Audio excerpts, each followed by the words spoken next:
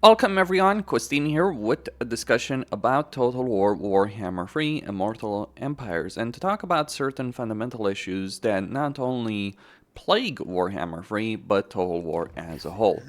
Now, this is a campaign as Dress of Dash and Legendary difficulty with the Radius Total War mod, as well as various other mods, autoresolve mods, all that kind of stuff.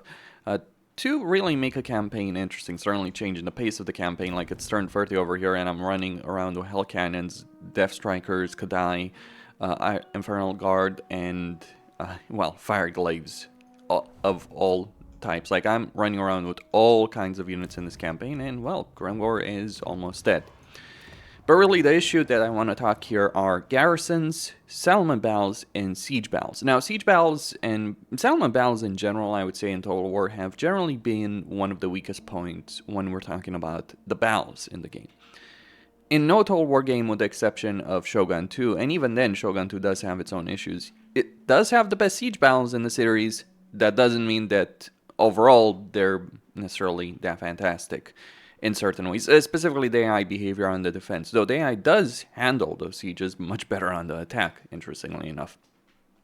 But regardless, with the exception of Shogun 2 and Fall of the Samurai specifically, siege battles in Total War have not necessarily been all that great.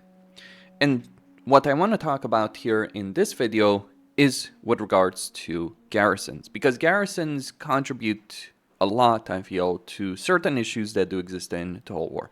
Now, to be clear, siege battles should be much better, should be an enjoyable experience, but they're not. Despite the massive rework we did get in Warhammer 3 with regards to sieges, the siege layout, all that. Well, let's just say some of the decisions that Creative Assembly ended up making with regards to sieges, like the barricades and towers, it's like, you gave us new layouts, and then you ruined them by putting victory points all over the map, and then on top of that, you ruin them further by adding towers and barricades. Who exactly within Creative Assembly thought that a tower defense game was ever going to be a great system? I understand perhaps the logic of it, because what they were concerned about is like, oh, we're going to have all these demonic factions, they're going to be melee only, how will they handle sieges on the defense? That was probably their thinking, so enter the towers, specifically. It ended up being a pretty crappy system, but that's just what you get. I think CA, to an extent, was overreacting to the melee problem that had existed previously, because they had plenty of melee buffs, but melee-focused factions would not necessarily have issues in sieges. In fact, they would do quite well in sieges, but of course they were overreacting to the meta that had existed in Warhammer 2. Now, don't get me wrong, it was good that they decided to change things around with regards to meta and in terms of difficulty balancing, but the way they ended up handling things, well, it just didn't end up going so well. And honestly, every single race, every single legendary lord, with the exception of the Caphane ones, that came out with Warhammer 3 just aren't really that great. The demonic race is bad, Kislev is bad, the ogres are bad, it's only really Cafe that stands out as a good race. But let's talk about garrisons, and let me explain some of the issues with garrisons. You can either have meaningless garrisons in a settlement, or you can have really powerful garrisons. Now, a couple of units to help bolster the defense of a settlement, decent enough, right? Just a handful of units. But it ends up being a bit absurd when you start talking about a full stack, or close to a full stack of units defending a settlement. And we're also talking about high-tier units.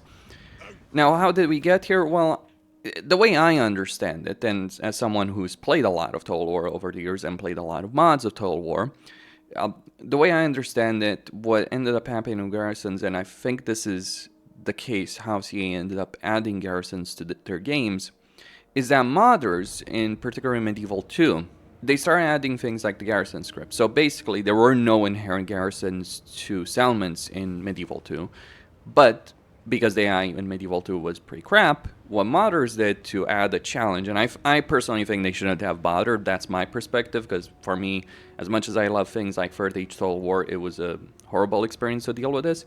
But what modders did is, like, if you were attacking settlements, you would get a lot of defenders spawning. That is the Garrison script of Medieval 2. That plenty of mods, not just Third Age Total War, actually used.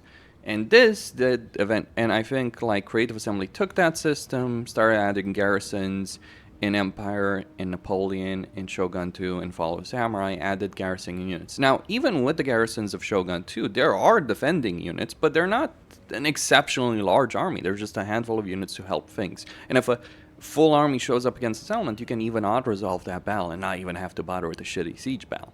Sieges are most interesting, I think, and settlement battles are most interesting when you have a proper army to defend it, not a bunch of garrison troops. Because garrison troops don't have experience. They don't have a general to lead them with experience. So even if they actually were earning experience as individual units, passively, they would be far less powerful. But of course, when you start adding high-tier units like, for instance, Cast Dwarf Warriors or Blunderbusses, or if we look at this particular settlement, we have Infernal Guard defending this settlement. In Radius Total War, sure, there's different types of units, but if we have things of that nature, then just creates a situation that is highly unfavorable towards anyone attacking a settlement, be it a player or the AI.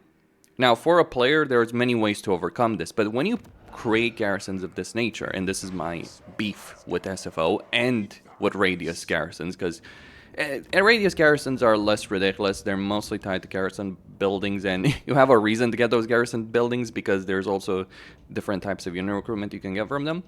But the problem is when you create such powerful garrisons, then what you're really doing, what Creative Assembly, which themselves have created powerful garrisons. Like, I don't really care necessarily all that much if SFO or Radius are adding powerful garrisons. I do care when something like Pharaoh adds powerful garrisons, when Creative Assembly in game after game after game, with the exception, major exception actually, of Warhammer 3, adds more and more powerful garrisons that we then have to fight. You look at the garrisons of Warhammer 2, for instance, all that, you end up with absolutely ridiculous, absurd situations in taking certain settlements. And even in Warhammer 3, there are absolutely absurd garrisons. But when you're creating that situation, all you're really doing is forcing the player to cheese. Because you won't win most of the time. You won't win 3v1 odds, 4v1 odds, unless you're cheesing. It's not about strategy or tactics. Like even 2v1. Winning a 2v1 fight, if it's an even army, it's even armies against one another, though most of the time you won't fight even battles. But even with even odds 2-1, you're going to cheese. You're not going to use strategy and tactics. You're going to corner camp, you're going to exploit the terrain, you're going to exploit the AI blobbing up, you're going to exploit AI. That's not strategy. That's not tactics. Some people want to confuse that with tactics and strategy. No, it's not tactics. It's plain bullshit. This is one of the reasons I dislike a lot of the battles.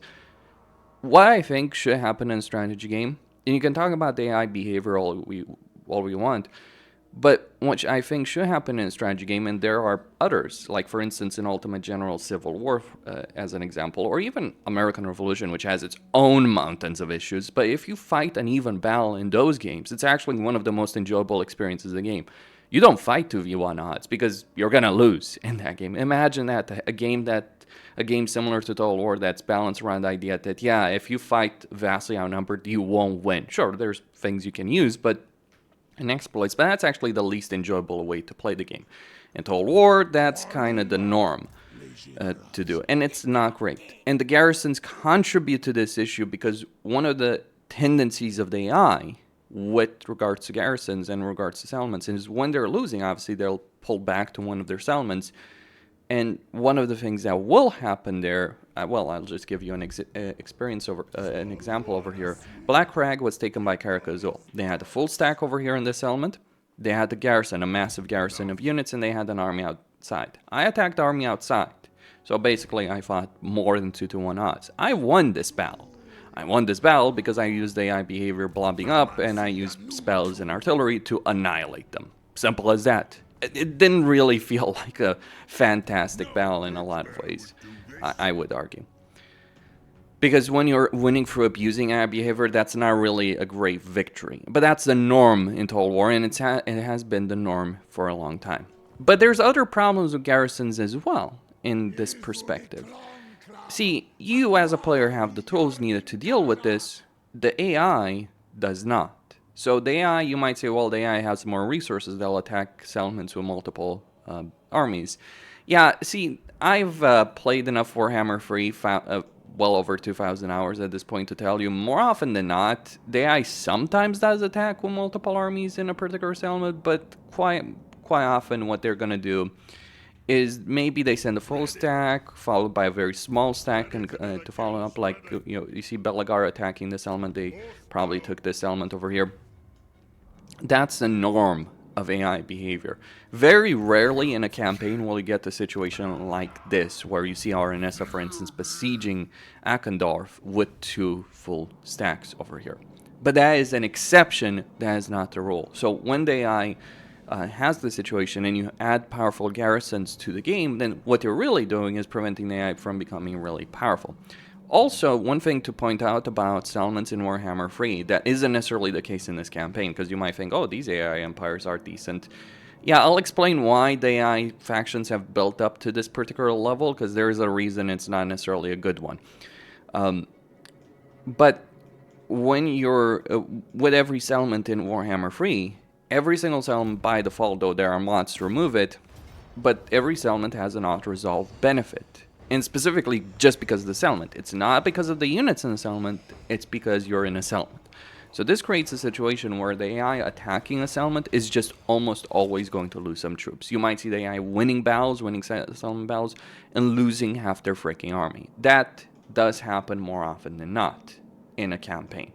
And it isn't a great campaign dynamic to have, because it means that the AI is going to become weaker as a result of it. And mind you, if the AI was fighting these battles manually, if you had these kind of manual battles, or if you didn't have the auto-resolve situation, the AI would grow stronger. Now, what I've done here in this particular campaign, I removed the auto-resolve.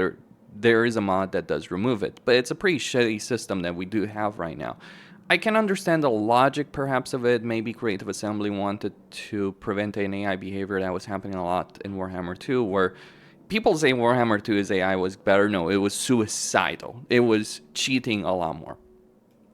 So, with regards to Warhammer 2, because settlements didn't necessarily have an auto-resolve benefit, what would happen is the AI would just constantly attack you. And this was something you could exploit. Like, this is when I say that CA is overreacting to certain things that were happening before that. The problem, by the way, with what they did is, okay, they added this auto-resolve benefit, which actually, like, it doesn't prevent the AI from suiciding, from attacking with its armies against settlements. It just means it suicides itself more. That's the issue. Then they toned down AI aggression, which, yeah, it created some issues. That, because the AI suiciding its armies over and over again, it's not exactly great, so Creative Assembly toned that down, so the AI would attack settlements less than they did before. You know, like, you want to understand the issues of Warhammer 3, you really got to go into the history of, like, Warhammer 2 and understand that a lot of the things they did in Warhammer 3, difficulty design-wise, settlements and all that, was in reaction to the playstyle that people had in Warhammer 2. Okay, so garrisons, really powerful garrisons, are crap, especially when they have an auto-resolve benefit, because it's actually something that's going to prevent AI from expanding. Now, again, here, I'm using mods to remove the auto-resolve benefit, but there's a cheat that Creative Assembly is using over here, because they realized that this dynamic was fucking crap. They realized that if they allowed this to happen, then no AI faction would ever accomplish anything against even minor factions. So what did CA do? Faction potential, it's called. What is faction potential, you might ask? Well, it's a number of things, but the most important one for the purposes of this video is that certain AI factions that grow stronger, and it was a certain number, certain factions at the beginning of the game. Now it's randomized, because they did randomize it in a relatively recent patch. But certain factions in the game get an auto-resolve benefit in the campaign you're playing. This is how Creative Assembly overcomes the issues with the very system they created. This is how any AI faction is able to accomplish anything, because they're cheating. Flat out, they're cheating, and they're cheating in auto-resolve. that is the situation you might see in certain campaigns. That's why in this campaign, for instance, Catherine is, for instance, next to Altdorf, and Dorfu has taken Altdorf for his glorious empire. Okay, that's an interesting one. Or, you know, you look at Vlad conquering a decent amount of territory in Talabeclan, Ostermark. all of that. This is the reason why certain factions become better than others. All major factions have better benefits than minor factions. Some of the major factions have faction potential. It is randomized during the course of a campaign, so I guess Noctilus has won the lottery over here in this particular campaign by the looks of it. Holy crap, he's taken the western part of Wolf One and he's marching on Alariel, who's accomplished nothing, nor has Tyrion accomplished anything in this campaign. Yeah, it's an interesting situation to actually observe during the course of a campaign how that faction randomization ends up doing it. But it's not a fair fight. It's not a reasonable system because it's like just roll the dice. You might as well roll the dice. It's like, is Valkia going to win versus Malkov? Of course, there's other factors that come into play here, but this is how Creative Assembly overcomes the very issues that they created with this system. But stronger garrisons also create another problem, as you might imagine, because you, as a player, can also use them against the AI. So over here, I had a situation. Xiao Ming was coming for pig barter. I quickly built up a garrison built in. He didn't even attack it because he knew 15 units versus his 20 units was not going to stand a chance. So what he did is he was moving towards Ruin's End. What did I do? I emergency recruited an army, regiments renowned, 2 regiments renowned. So 1 lord, 2 regiments renowned, and the units over here. I defeated him. Yes, I won the battle. But how did I win the battle? Well, let me show you. So this was the siege battle that I fought against Xiao Ming. Now, one of the particular behaviors that AI has in a siege battle, or in any kind of settlement battle, is that it will split its army apart like this, to try and attack you from multiple sides. This is easily the worst decision that AI could make, and the worst decision you can make as a player. What's the point, by the way, in a huge map if splitting your forces is just going to end up screwing you over? Because it will. Splitting your force means you're going to take less ground less quickly on certain sides of the battlefield, and it means certain parts of your army are going to be more vulnerable. So in this case, one of the things I'm doing is I'm deploying the entire army, ignoring everything else. I'm deploying my entire army against his artillery side. And he has also great long riders, all that. But this is just a small portion of his army. Going to deploy against it, going to obliterate it, going to defeat his artillery. And then I'm going to turn all of my power against his main force, or portions of his main force, which are going to arrive one at a time. This is why sieges and settlements and all this pointless garrison crap is just not really adding all that much to a campaign. Because it means, like, if you have powerful garrisons available in a campaign, you're just going to win battles without breaking a sweat. And, like, this is just the only troops I actually recruited over here is the Lord and the 2 regiments of renown. That is it. Everything else is part of the garrison. Now, another tendency that AI has in these kind of settlement battles, especially, though it can do this in field battles, though less often, AI is actually best in field battles, is just exactly what you're seeing here. The AI sending its Lord, which is so important for the success of any army, and just getting that Lord killed. Like, Xiao Ming just walked right into my fireclaves and got obliterated over here. Yeah, I mean, Lord Sniping has certainly been a thing in every Total War game that's ever existed. It's never been especially a great mechanic, I think, in any Total War that's ever existed. But just the ability of sniping a Lord while keeping your own alive is such a significant combat advantage. And, like, what's happening here is, sure, certain portions of my army have taken damage, but you're seeing me devastate enormous portions of his army, of the Kefean force. And this is a good force. Like, you might think, oh, just Jade Warriors against Infernal Guard. Yeah, the Jade Warriors with Radius are a bit different, let's just say. A bit stronger. But this army is silver ranked with a proper Lord, a hero, a really powerful hero. Like, just a huge amount of power, and they're gonna fight tooth and nail until the end just because of the experience that they have. But, like, over here, it's like half the army is already dead. The other half hasn't even joined the fight. This battle is already over. And this is, by the way, something you do exploit as a player. Like, I've won siege battles and settlement battles with, like, just the garrisons themselves against full stacks. How do I do so? Well, there are certain races that still have ridiculously powerful towers. There's still certain settlements with that. There's settlements where you can exploit the layout of those elements to funnel the AI into such a location that their combat strength is completely nullified, and you obliterate them. That is the problem. And creating stronger garrisons and the autoresolve situation in general is just gonna push things towards these kind of battles. Which, like, I'll be honest, I should have. This is not the kind of battle you should win in a campaign. But because as a player you know these kind of things, because you're constantly dealing with all this crap yourself when you're attacking a settlement, because you learn to figure out what are the vulnerabilities, what are the benefits, the pros and cons in a siege battle, you figure out very quickly that yes, playing your force like this is going to get a lot of people killed.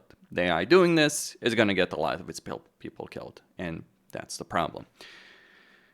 And yeah, I do believe that, like, my perspective on the Garrison situation with Total War is a couple of free units, maybe, let's say, 4 free units in a element would be fine. Anything else extra should be slots with free upkeep. That's my perspective. Medieval 2 did this. We could have it again. I kind of think they were moving in that direction with Pharaoh, but then they ruined it because they still added really powerful garrisons and elements, and then on top of that, you had to deal with the fort units. I think like Pharaoh had a lot of potential from this perspective, and then they fucked it up by adding almost entire stacks as garrisons in certain settlements. Yeah, that was rubbish. It still is rubbish. It's one of the problems in Pharaoh. Like, I understand Pillars of Civilization are supposed to be really, really strong. And they are tier 3 settlements, so maybe you shouldn't you shouldn't rush them. It's a bit of a problem when certain factions do start next to Pillars of Civilization, but that is just how that game ended up being. So I do believe, like, in pushing play, like, and having a minimal garrison provided by the game, and the garrison buildings, like, if you build a garrison building, it should just give you free slots, maybe a lot of free slots, so you can maintain a full stack in this element. But it would be an army. You wouldn't have like 2 armies, a garrison and a field army in the same element. And one of the things that did happen, historically speaking, is that a lot of the times when an army went to war, what they would do is they would draw from the garrisons of certain locations. Like, that's what happened for Jerusalem after the Battle of Hattin. That's because they had depleted all their manpower, including the manpower of their garrisons, and so a lot of the castles, the settlements, towns, all that were virtually undefended against Saladin in that situation. And yeah, exploitable, and the battle is won. Cosine here, signing out. Don't forget to subscribe, like, and enable notifications, and stay tuned for more.